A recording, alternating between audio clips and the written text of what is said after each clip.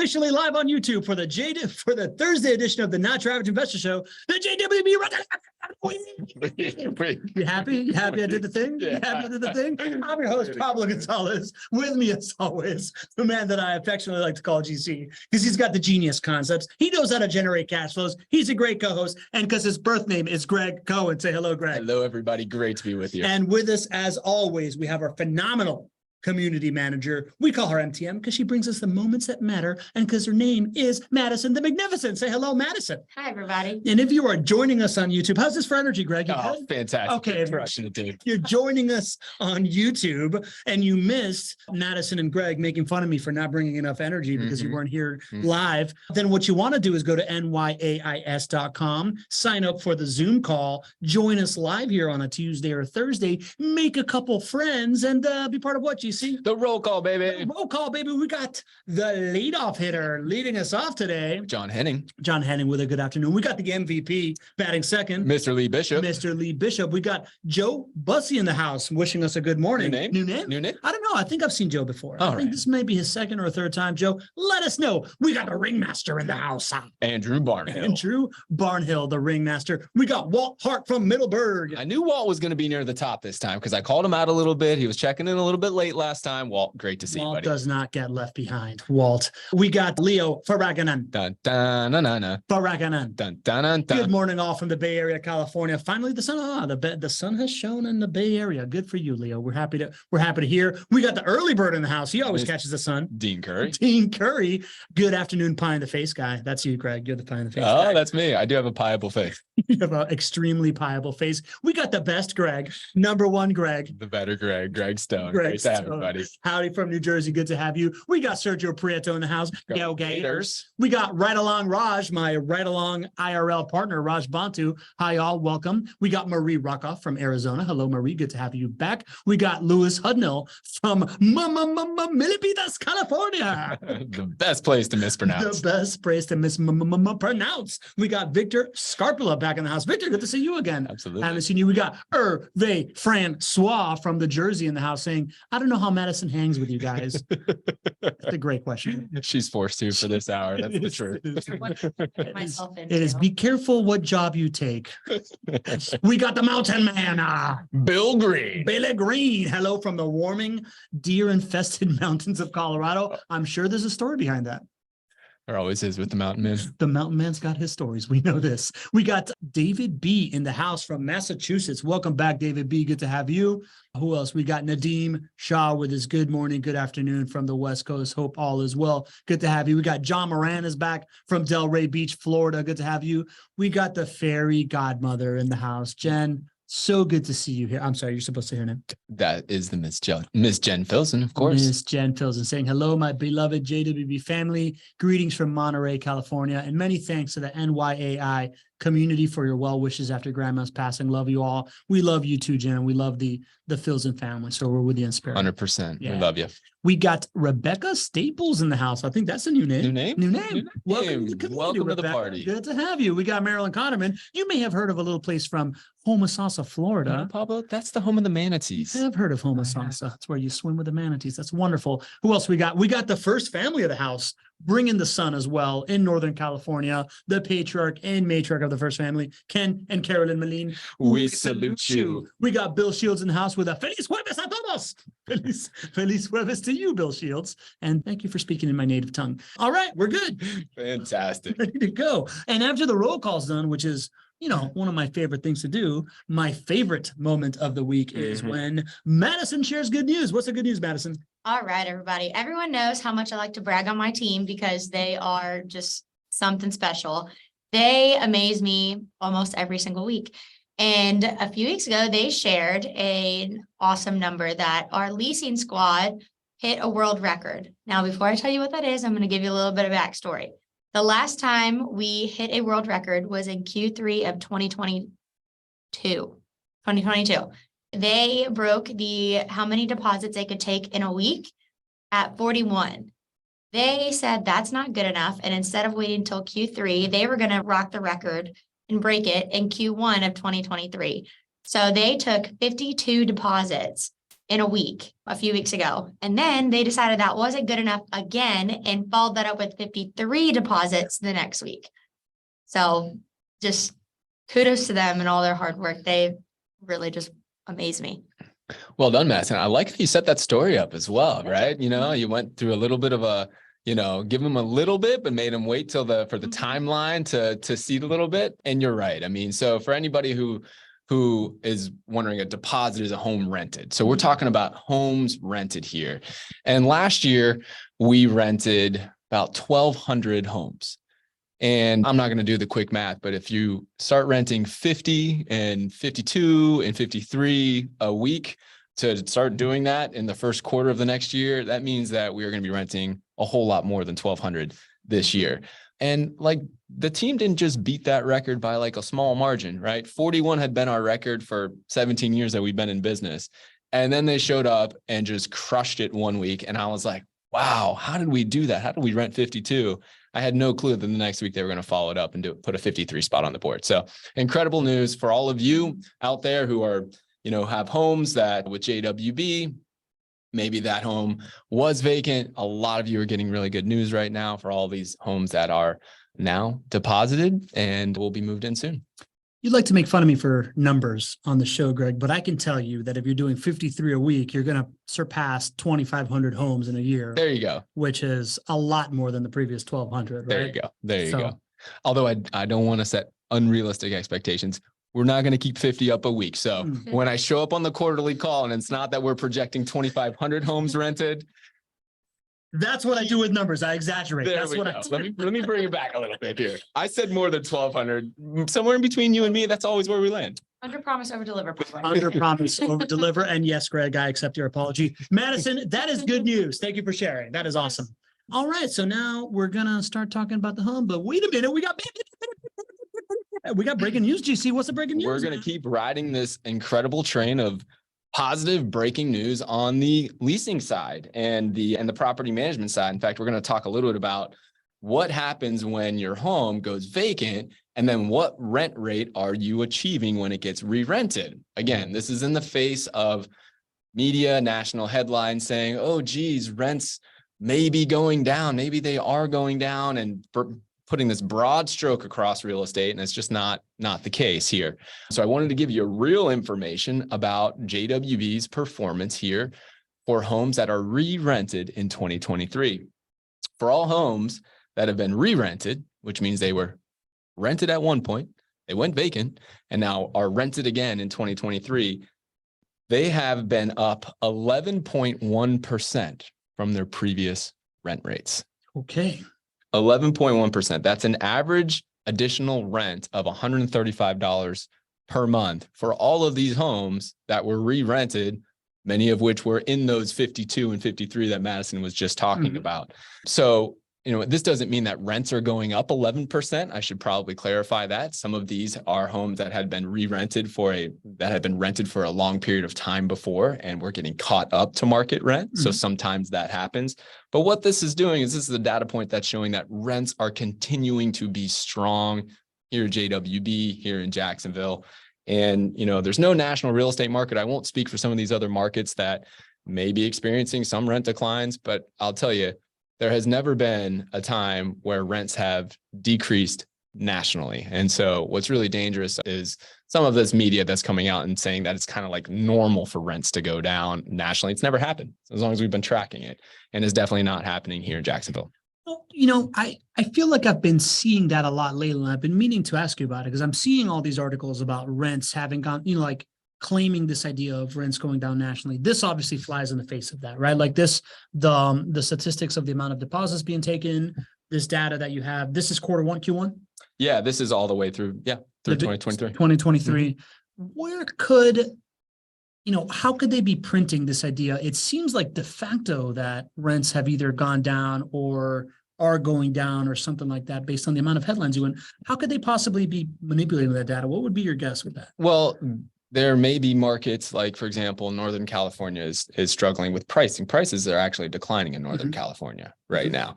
But if you take one market that might be having a price decline or maybe a rent decline, I haven't looked into Northern California, And you take that and then you spread that and say rents are declining everywhere or home prices are declining everywhere. That's where the challenge is. There's no national real estate market. That's why you have to have a team on the ground in whatever market you're investing in that is an expert, that understands what the metrics are, where your market is performing from rents and prices. And that's what you need to pay attention to. These broad strokes that are used from one data point across all markets, or, here's another thing that they're really doing is they're saying home prices have declined for like 3 months in a row or 6 months in a row or whatnot. Well, you know what? Home prices, and this is what we talked about in our quarterly call. I went back and I looked at the effects of seasonality. Almost without exception, home prices always go down 3 months or 6 months towards the end of the year from June to January. Home prices go down. It's called seasonality. So what the media is doing is taking this information, this data, they're lacking perspective, and they're reporting that home values have declined for the last 6 months in a row. And they're making it seem like that is a declining market, but that's not the case. Home values decline through fall and winter almost every single year, but year over year, home values typically go up. So what you're going to see is home values are going to go up in the months from now through summer.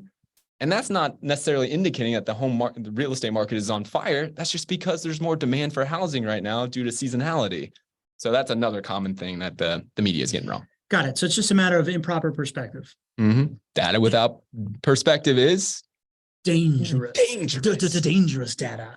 So I guess when you're hearing this type of stuff, you're reading. I've been practicing myself, right? Like I'm like reading through the headlines and I look at it and I'm like, all right, if this is saying this, I'm looking for, are they referencing year over year, right? Is that kind of what you want to be looking for? Yes. Of it's not, hey, for the last 6 months, this is what's been happening. It's over the last 6 months, based on the first 6 months of 2022, this is what's happening. That's what that's the proper perspective that I'm looking for. Year over year is how you analyze things and take seasonality out of it. You use that. That's how you analyze things that have seasonality into it, outside of real estate. So like if something is seasonal, you adjust for it. And the way to do that is look year over year, because that's how you remove seasonality. That's what you do here. Love it. Okay, cool. Well, glad we figured that one out. All right. That means that we now get to go to our property of the week. I get to magically whisk ourselves here to the next place that we're stopping. And I say the next because we are going to 7477. How do you say that right there, GC? Proxima. What does that mean? Proxima. It means next. It means next. There you go. Yeah, 7477 Proxima Road, Jacksonville, Florida, 32210. We're looking at this purchase price here of $230,000. God, numbers. Monthly rent of $1,531. It's a 4-bedroom, 2-bathroom, 1,528 square foot. It has been remodeled. It is finished over here. Average duration of residency of 4.5 years, which is always important since you want to minimize turns. Best in class annual appreciation rate of 4.6%. Still technically eligible for this 10K buyer incentive package if anybody wants to pick this thing up QVC style. But what we really care about here as not your average investors is this IRR. This is what we're buying of 13.03% in this economy. GC, what do you love about this property? Thought you'd never ask. I know. Well, I do love the IRR. That's where my eyes go first. And I hope everybody's eyes go first because that's how you make a sound decision with your money. But let's highlight this incentive because it's the last time we're going to get to do it. This incentive has been here for a couple of months now, and it's going to be ending after tomorrow. So we can kind of bid adieu to the incentive. Adieu. It has done quite well for a ton of clients. We've had just a surge of sales, especially in January. At that point, we decided to extend it because it was so powerful, and we're having a surge of sales, especially this week, to get in with the incentive. So if anybody is thinking about buying a property, you put one under contract today or tomorrow, you walk in with about $10,000 of incentives, and that will not be here come April. So you were talking about this surge, right? Like people buying bundles of homes, salespeople having a good couple of weeks. It's not bad. It happened. The same thing happened in the end of January, and it's nice to see it here. And I'm really excited for all of you. Again, walking in, with $10,000, that's in the form of dropping your interest rate. So JWB basically buying down your interest rate for you, which is certainly helpful in this time right now where interest rates are higher than we all want them to be. You walk in with, no tenant placement fee, which is great. And then you walk in with the first $3,000 of maintenance costs paid for by JWB. Again, that'll be ending as of the end of March 31st. So love that. I hope you all continue to take advantage of that. And that's available for this property here. But in addition to that, I want to talk about why I love this property, and it's because it's a renovation. All right. And I want to show a little bit of love to the reno side. And the truth is I love new constructions and renovations, but you all are much more inclined to love new constructions than you are renovations. So I feel like I need to give a little bit of extra love on the reno side. Give it some love, GC. And it's because give it some love, GC. And it's because if you look at my own portfolio, I have more renovated homes in my portfolio than I do new construction. I love them both. I am agnostic between both of them because at the end of the day, you walk away with the same internal rate of return projections.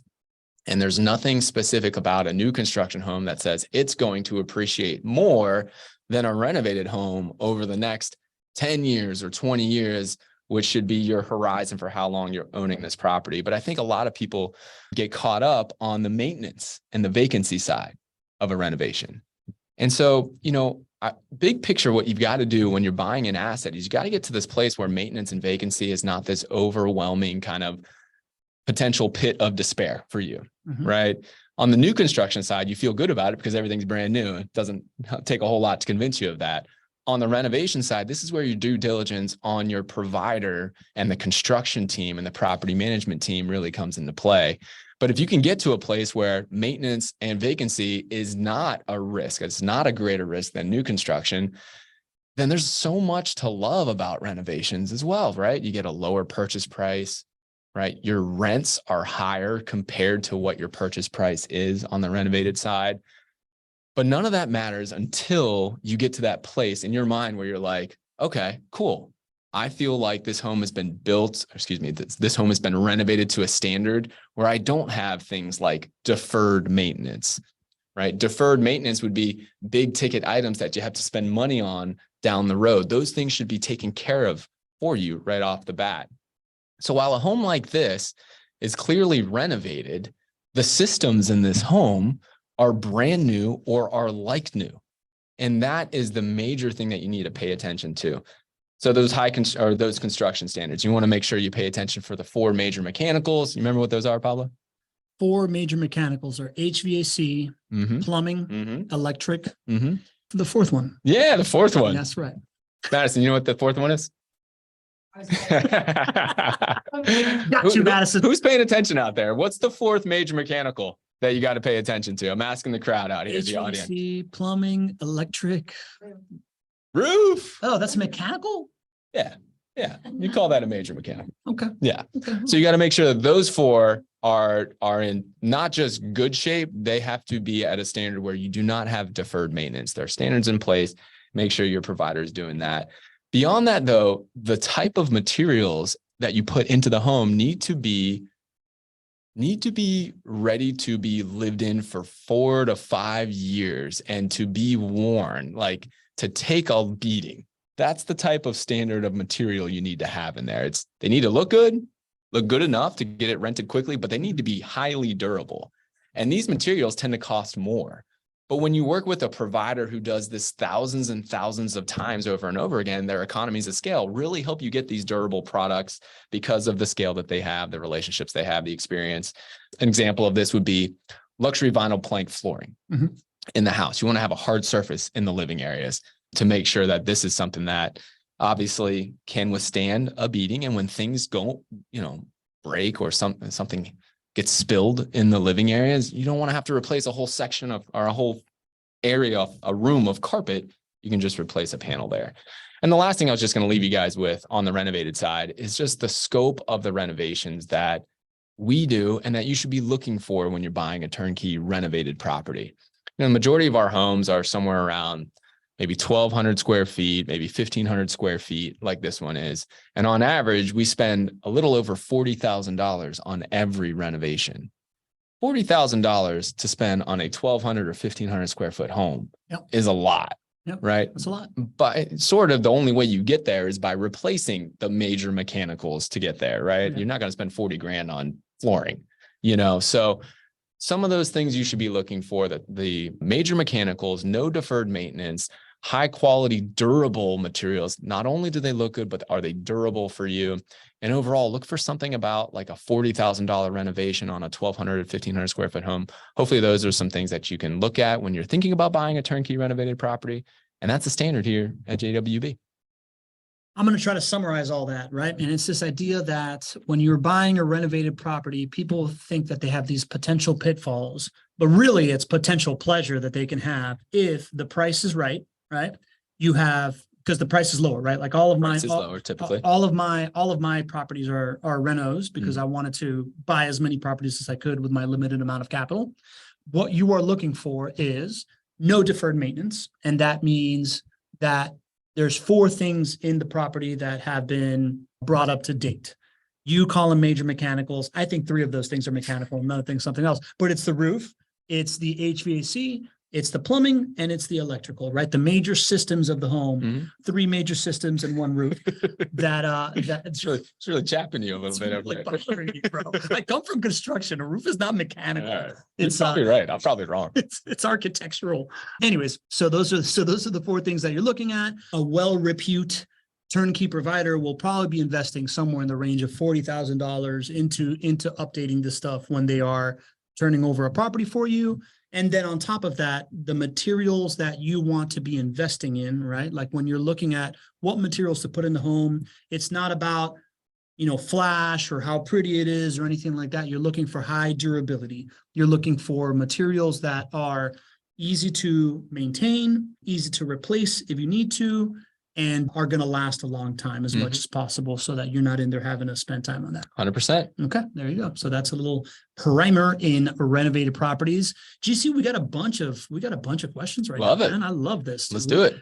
All right. So Chris Gonzaga from the illustrious Hudson Valley of Clearly. New York. Good. Welcome to the show, Chris. We didn't get to check you in on the roll call. He says, Greg, does JWB follow the LEI monthly? And if so, does it affect decision making going forward? What is the LEI? I don't know. What's the LEI?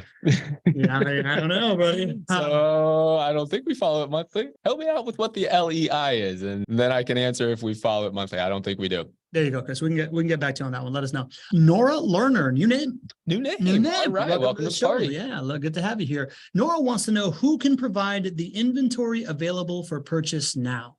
We got you covered, Nora. Madison, if you wouldn't mind reaching out to Nora and letting her know how she can set up a time to speak with our team, that's the best way to get on the phone with us. You can also go and check out our properties of the week, which we post online for everybody to see. You can go to jwbinventory.com, but that's not going to have every property that's available, Nora. That's why you want to jump on the phone with the team.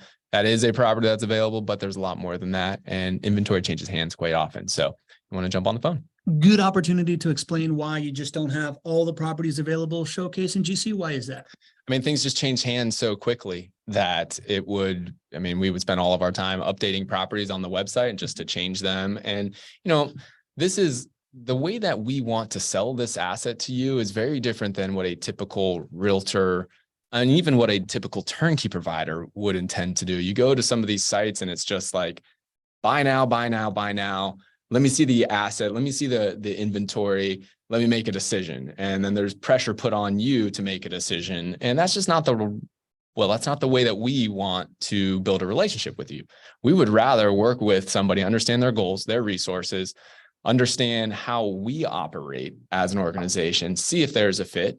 And then when we decide that there's a fit on both ends, we're going to prepare this list of curated assets for you that you get to choose from. And so that takes usually a couple of weeks if you're a new person, reaching out to us. And we're not going to kind of just rush that. So all that being said, even if you were on the website and we posted everything on the website and you found one that you liked and you go through that process with us, 2 weeks later, that asset's probably not going to be there and be available for you. It would be another asset that is very similar.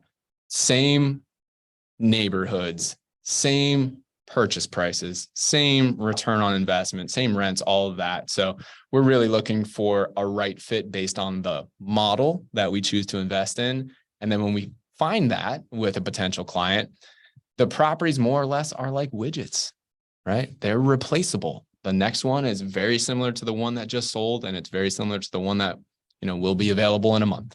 Yeah, no, I think this is a good time to A, welcome you to the show, and B, talk about this idea of vertical integration, right? The magic sauce at JWB is this idea that they have taken a product that has so many variables and isolated for all these variables so that all you can think about is the IRR, right? They have 5,000 different properties all in the same city. That's why they're vertically integrated. They don't go to other markets. It's all same cities, same neighborhoods. Everything is just like it. So they have all this proprietary data that they're able to input all these things in the deal evaluation so that it's really controlling for that return on investment and the IRR. And I think that's what makes you guys unique. It's this idea that you have figured out how to make these rental properties be widgets, right? As opposed to like, oh, well, here's one and here's one over here and that one over there, right? Like you own the whole process from land acquisition to construction to bringing in tenants to managing the resident experience to managing the asset, not just the property, and then a couple of other things that you guys do as far as affecting the local macroeconomy and stuff like that.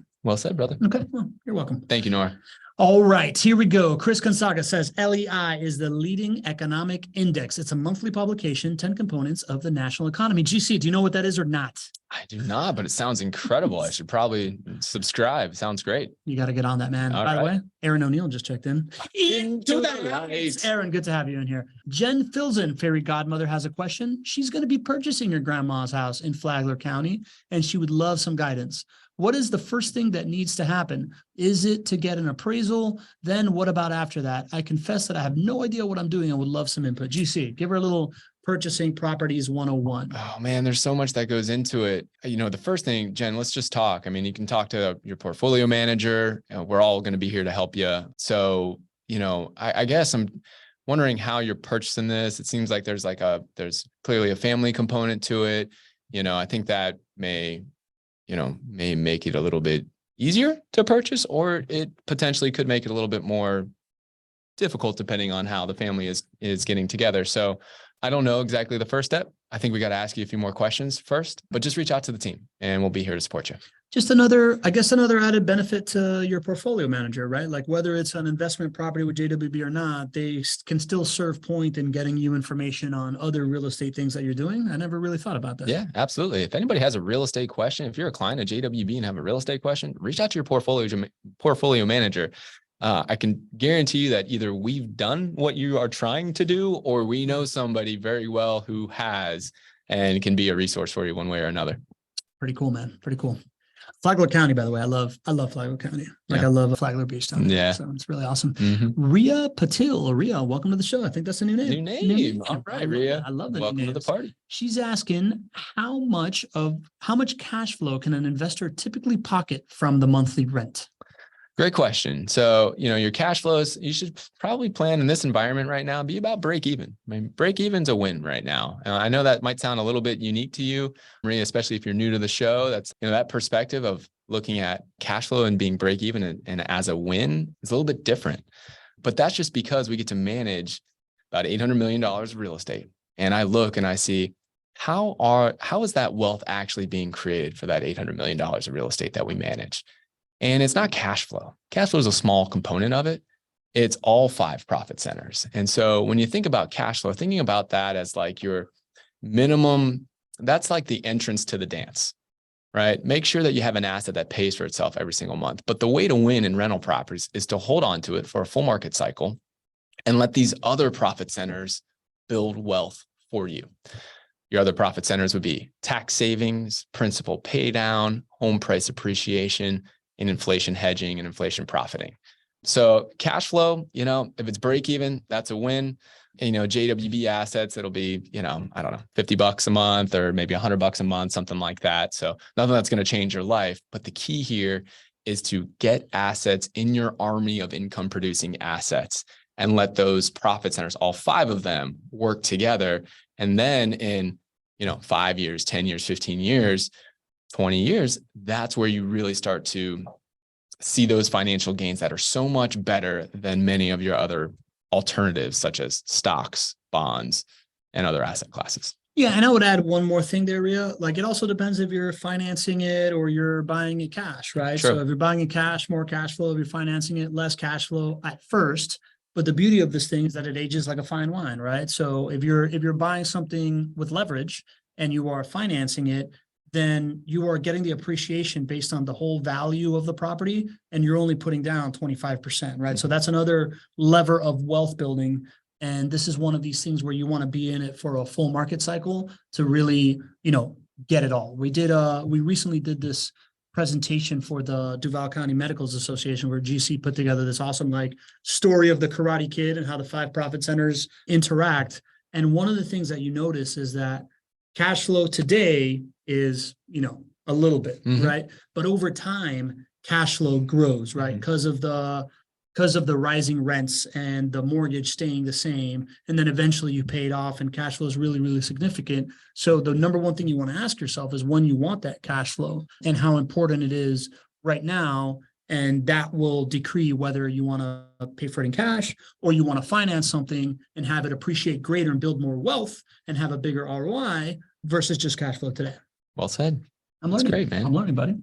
Shout out to Nadeem, man, who's out here helping us moderate the chat as well. This is really cool. Yeah. Because normally when I see things in the chat, I might lose them. But if you put it in the Q&A, I get to do it. But I think our community, of course, always helping, letting newcomers to the community know to put it in the Q&A so I can not lose it. All right, we got Leo Faraganan. All right, he's got a question regarding property tax in Florida. Is it true that if you purchase newly constructed property, that the first year you only pay tax on the land, the second year you pay both land and property? I heard this from another show my sister was listening to, obviously not as good as this one. I was invited online but came late. Not sure if this is true. Also, is the 10K incentive ends at the end of this month? This is such a good question, Leo. I'm so glad you're shining a light on this. Well, I'll answer the second part of it really easily. The 10K incentive ends on tomorrow. March 31st. So ends tomorrow, April 1st, if you put properties under contract. It won't include that. April 1st is a weekend. We don't do that. So whatever, April 3rd, no incentive anymore. So it's today and tomorrow for the incentive. So this property tax question. So this is something that many people find out the hard way or really don't understand. So when you buy a home, what your property taxes are typically based off of what the prior taxable amount of the home was. So, and I'm going to need you on this one. So I know you're doing your stuff in the chat there. What are you talking about? You can't tell that I'm furious. I can see that. I'm just real. We love questions. That's it. We do. But I'm going to need you. All right. So think about this. All right. So it's a renovated home. Okay. The year before, that property was taxed because there was a home there and there was land there. And the county said, okay, well, hey, the property taxes are whatever, $2,500 for the year or something like that. So then you buy, that home gets renovated and then sold again. That gets reassessed and the taxes go up a little bit. Correct. Right. But for the title company or the attorney that is doing the closing, they don't know what it's going to be assessed for again. Okay. Right? Yep. So what do they do to figure out what taxes are owed? They give you an estimate. And what do they estimate it based off of? Based on the last couple of years that it's been there? Last year. Typically. Yeah.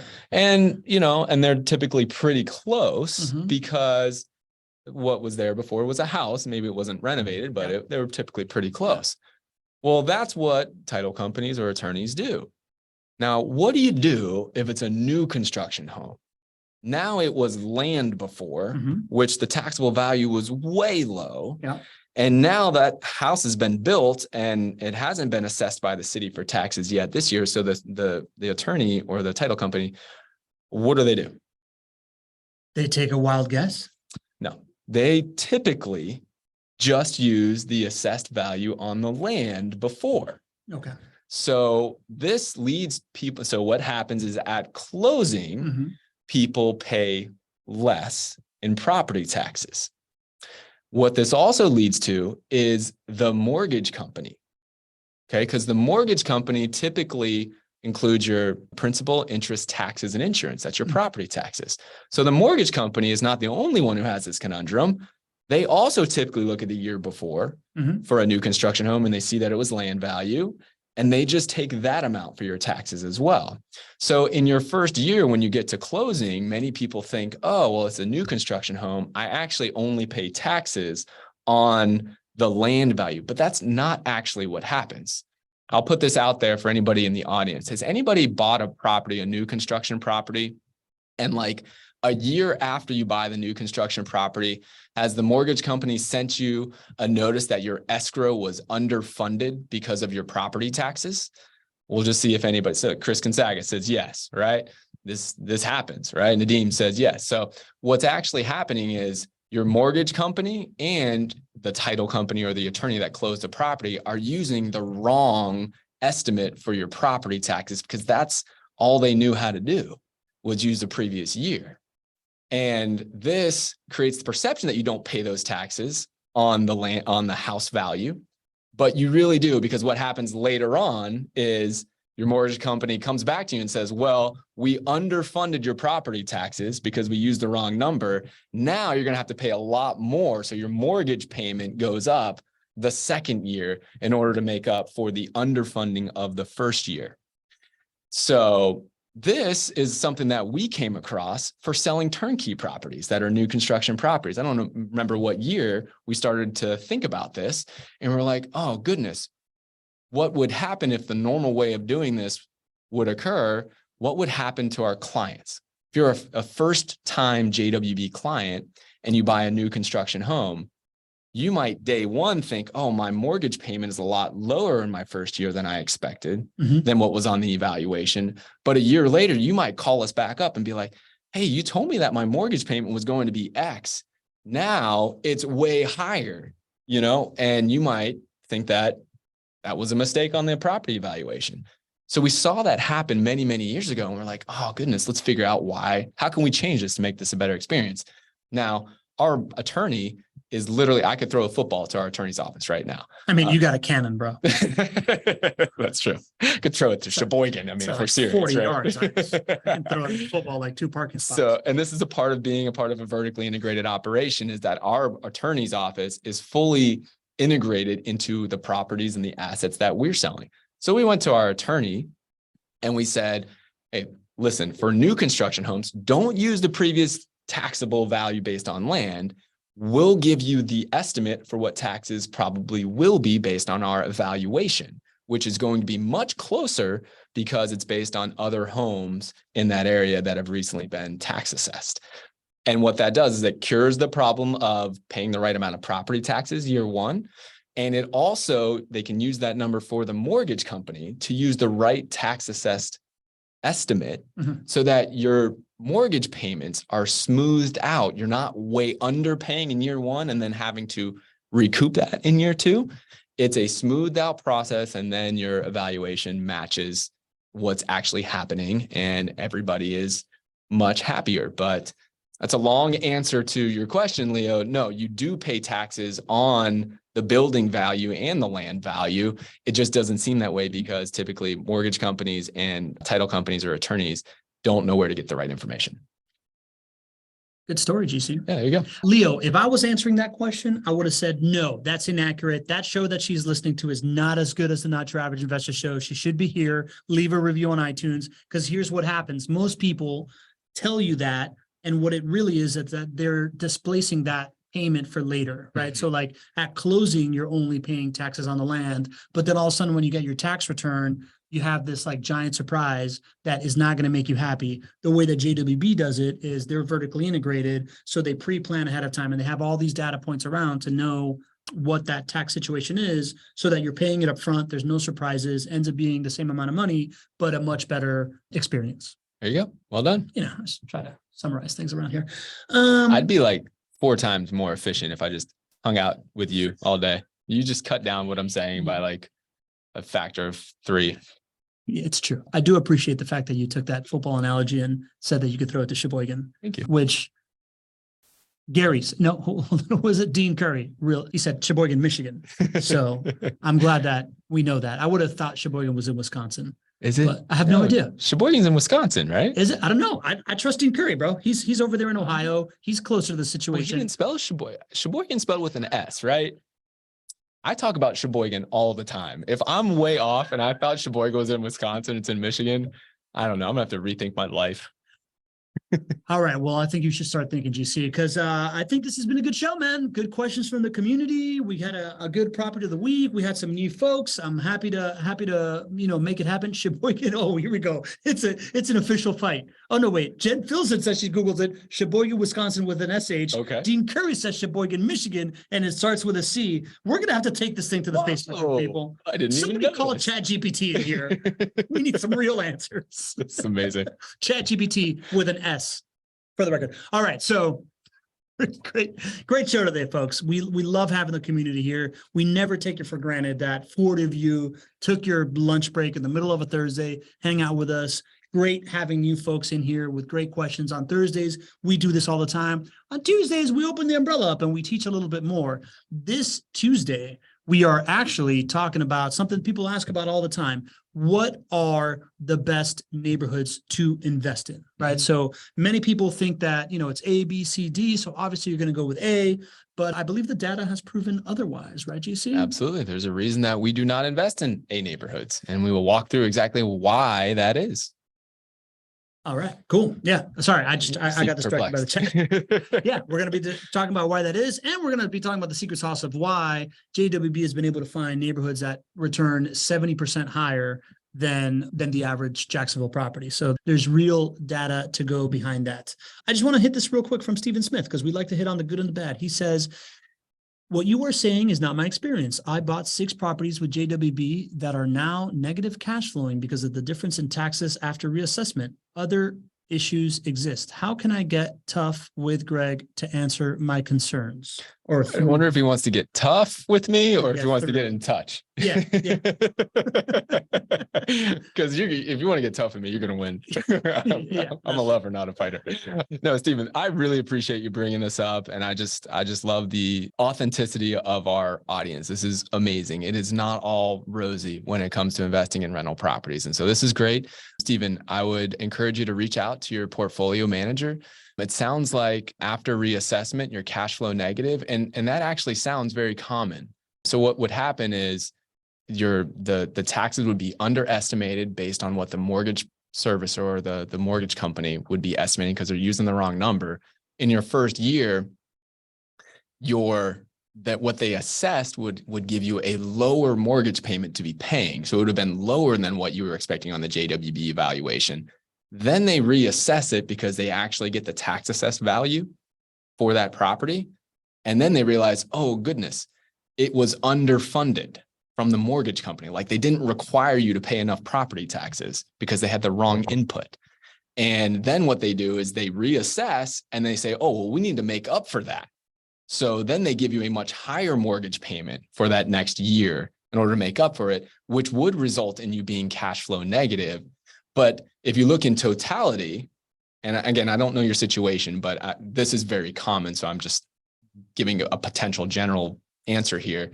In totality, your mortgage payments and the amount that you have been paying would be spot on, or would be very close to the evaluation. You just paid way less in year one and then had to make up for that because the lender did not understand the original input well. And so we try really, really hard to make sure that lenders do it correctly. Maybe this was an instance that the lender just didn't do it correctly, even though we tried our best. And that sounds pretty likely as to what happened here with your situation. But I think it would be great to just have a conversation with you. Please reach out to your portfolio manager. It's something that we talk through with clients all the time because you're dealing with a lot of variables here. And, sometimes banks just don't know what they're doing, and it can result in a less than ideal client experience. And we want to make sure we're there with you to walk you through how it should be and to show you the light at the end of the tunnel as to when those costs should come down for you so that you would be cash flow positive, which would be in line with what the original expectation would be. Is that typically like a short-term scenario? Is it like a year, 2 years that you're cash flow negative, something like that? Is it when you have a turn? What have you seen, or is it kind of all over the board depending on how much the mortgage company it can just depend on how far off they were when they took in that original property tax assessment. Land values can be really low, And so if they just took this really low land value and then you put a $200,000 house on it, Mhm. I mean, they can be thousands of dollars low. And so, and Stephen, in your case, I'd be curious if your first year of mortgage payments was just way lower than what the evaluation said it would be. Mm. I would imagine it probably is. That's how this typically works out, but nobody's paying attention to that. Yeah. You only pay attention to it when you get this letter in the mail from the bank and they're like, oh, well, hey, your assessment is going to go up by $2,000 this year for your taxes. Your payment every single month is going to go up by $200 or $300 a month. Then you're like, whoa, what happened? I wasn't expecting this. But in reality, what happened is the first year you were way under. And so again, let's talk through this. Reach out to the team. Team is well prepared to talk through these things. And you know what? Maybe I'm wrong. Maybe we just made a mistake. That's also possible too. And if we did that, then we're going to own that as well. But this is a very common thing. So I would think that it's more likely that it would have been that underfunding of the escrows from the lender side perspective. Cool. Let it be known that Gregg is not afraid of people getting tough with him, because he will absolutely answer your questions. Good stuff, GC. I appreciate you responding to that. Billy Green is asking, is the raffle still open? Billy Green, good news, bad news. Bad news is you can't still win it. Good news is somebody won it already. And you can still donate. You can still donate. We love all of our donations. Donations still come in at all times, even when there's not a raffle attached. So if anybody wants to support the mission of JWB Cares, just go to jwbcares.org. Cool. Sounds good. All right. Well, I think we just wrapped it up. I want to thank the community. GC, last words? Just appreciate all of you. It's amazing to see 40 plus of our friends hanging out like we do each and every show. It's never lost on me, Pablo, on Madison, and we appreciate you, and we'll catch you on Tuesday. Yeah. And if you want to know what neighborhoods outperform the rest of the neighborhoods in Jacksonville by 70%, you're just not going to be able to be average around here. See you on Tuesday. See you.